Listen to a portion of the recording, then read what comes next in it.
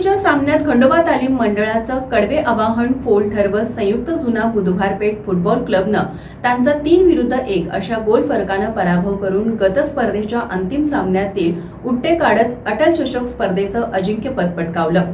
विजेत्या जुना बुधवार संघाला 1 लाख आणि मानाचा अटल चषक आणि उपविजेत्या खंडोबा तालीम मंडळाला 75,000 आणि चषक देऊन गौरवण्यात आलं। भारताचे माजी पंतप्रधान अटल बिहारी वाजपेयी यांच्या स्मरणार्थ भारतीय जनता पार्टी रट्टाकडील तालीम मंडळ यांच्या वतीनं या स्पर्धेचं आयोजन करण्यात आलं होतं। हजारो फुटबॉल शौकीनांच्या उपस्थितीत रविवारी स्पर्धेतील अंतिम सामना खंडोबा तालीम मंडळ विरुद्ध संयुक्त जुना बुधवारपेठ यांच्यात रंगला। तब्बल 21 वर्षांनंतर जुना बुधवारपेठ फुटबॉल संघानं अटल चषक पटकावला। अटल चषक स्पर्धेचं अजिंक्यपद पटकावल्यानंतर रात्री उशिरापर्यंत मिरजकर तिकटी, महात्मा रोड, पापाची तिकटी ते जुना बुधवार परिसरापर्यंत निघालेल्या मिरवणुकीमध्ये 3,000हून अधिक कार्यकर्ते सहभागी झाले होते। डॉल्बीच्या तालावर जुना बुधवार फुटबॉल संघाचे ध्वज फडकावत हा आनंद अधिकच द्विगुणित झाला।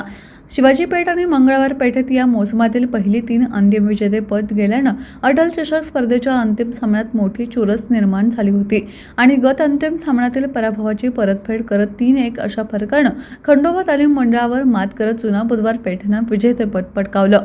या जल्लोषी मिरवणुकीत कोल्हापूर शहरासह खास बुधवार पेठ प्रेमी असलेले परगावहून खास रजा काढून युवा वर्गही मोठ्या संख्येने सहभागी झाला होता।